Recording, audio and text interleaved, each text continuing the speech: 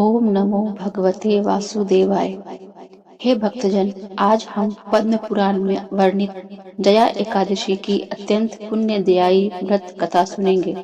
यह कथा भगवान श्री कृष्ण ने स्वयं धर्मराज युधिष्ठिर को सुनाई थी। धर्मराज युधिष्ठिर ने भगवान से पूछा था, हे भगवान, आपने माघ मास के कृष्ण पक्ष की सटशीला एकादशी का अत्यंत सुंदर वर्णन किया। आप समस्त जीवों के उत्पत्ति, पालन एवं संहार करने वाले हैं।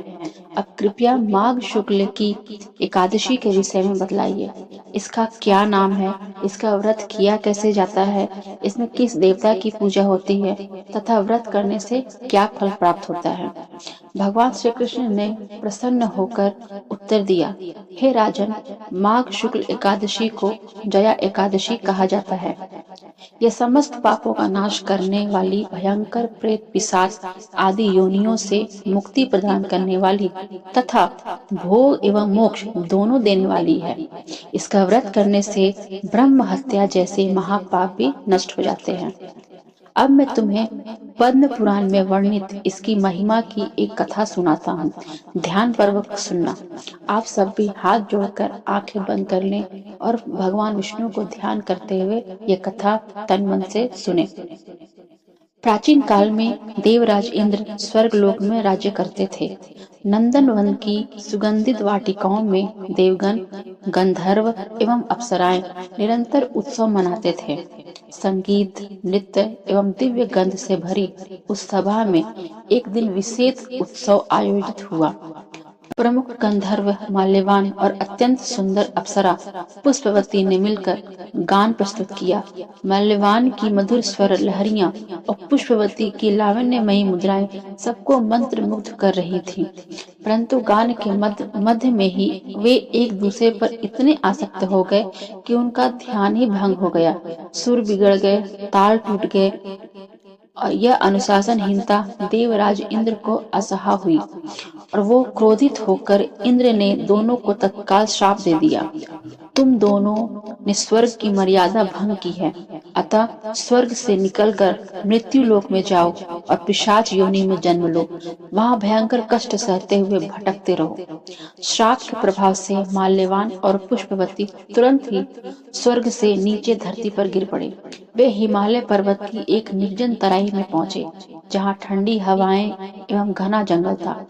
अब वे पिशाच बन चुके थे, काले विकृत शरीर वाले, भूखे प्यासे, भयभीत। उन्हें ना तो भोजन मिलता था, ना पेय, ना नींद आती थी। दिन रात वे जंगल में भटकते रहते थे, भयंकर पीड़ा सहते थे। कभी भूख से व्याकुल होकर पेड़ों की छाल भी चबाते थे, कभी ठंड से कपकपाते ही रात गुजरती थी। उनकी आंखों में स्वर्ग की स्मृति थी, पर शरीर पिशाच का।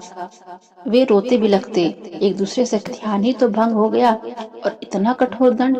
इस प्रकार कई वर्ष बीत गए। एक दिन जब सूर्यास्त हो रहा था, वे दोनों एक पीपल वृक्ष के नीचे बैठे थे। भूख और थकान से अचेत सा होकर वे वहीं लेटे हुए थे। संयोग से उस दिन माघ मास की शुक्ल पक्ष की एकादशी थी, जिसे जया एकादशी कहा जाता है। उन्हें भोजन मिलना तो दूर, पानी तक नसीब नहीं हुआ। अनजाने ही उन्होंने उपवास कर लिया। रात्रि में ठंड से ठिठुरते हुए वे जागते रहे और इस तरह वे जागरण कर लिए। पीपल के नीचे बैठे बैठे उन्होंने भगवान विष्णु का स्मरण किया। माल्यवान ने कहा, हे विष्णु, यदि हमारा कोई पुण्य शेष है तो कृपया कर हमें इस घोर योनि से मुक्ति करो।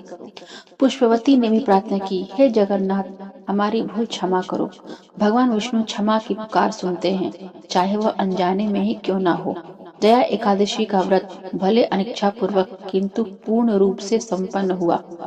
उपवास, जागरण और स्मरण तीनों ने मिलकर उनके पापों का भार हल्का कर दिया। प्रातः काल होते ही एक दिव्य ज्योति प्रकट हुई। भगवान विष्णु का सुदर्शन चक्र घूमता हुआ आया और श्राप का प्रभाव नष्ट कर दिया। माल्यवान और पुष्पवती पुनः अपने मूल रूप में आ गए। माल्यवान सुंदर गंधर्व के रूप में और पुष्पवती अप्सरा के रूप में। उनके शरीर पर स्वर्णिम वस्त्र आभूषण चमक रहे थे। वे दोनों आनंद से भर गए। वे तुरंत स्वर्ग लौट आए। इंद्र की सभा में पहुंचकर उन्होंने प्रणाम किया। इंद्र ने आश्चर्य से पूछा, यह कैसे संभव हुआ? तुम तो पिशाच योनि में थे। माल्यवान ने विनम्रता से कहा, हे देवराज, जया एकादशी के व्रत के प्रभाव से भगवान विष्णु ने हमें मुक्त किया। हमने जाने अनजाने में ही उपवास रख लिया, जागरण किया और उनका स्मरण ध्यान भी किया। उसी से यह चमत्कार हुआ। इंद्र ने प्रसन्न होकर कहा, यह एकादशी अत्यंत पुण्यदायी है। जो मनुष्य इसे विधि पूर्वक करता है वह कभी प्रेत या पिशाच योनि में नहीं जाता। उसके समस्त पाप नष्ट हो जाते हैं। ब्रह्म हत्या जैसे महापाप भी इस व्रत से क्षीण हो जाते हैं। यह व्रत अग्निष्टोम यज्ञ के समान फल देता है। भगवान श्री कृष्ण ने युधिष्ठिर से कहा, हे राजन, जो व्यक्ति जया एकादशी का व्रत पूर्ण श्रद्धा भक्ति भाव से करता है, दशमी से ही संयम रखता है, एकादशी को निराहार रहता है, रात्रि जागरण करता है, भगवान विष्णु की पूजा अर्चना करता है, कथा सुनता है, वह जीवन में विजय प्राप्त करता है। उसके शत्रु पराजित होते हैं, पाप नष्ट होते हैं, मृत्यु के बाद वह बैकुंठ धाम पहुंचता है। इस प्रकार जया एकादशी की कथा को समाप्त किया।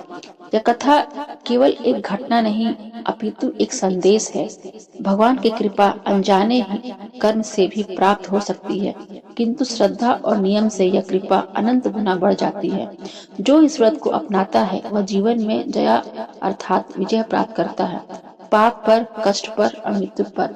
आप सबों से भी आग्रह है कि आप भी भगवान विष्णु का ध्यान करते हुए बोले, ओम नमो भगवते वासु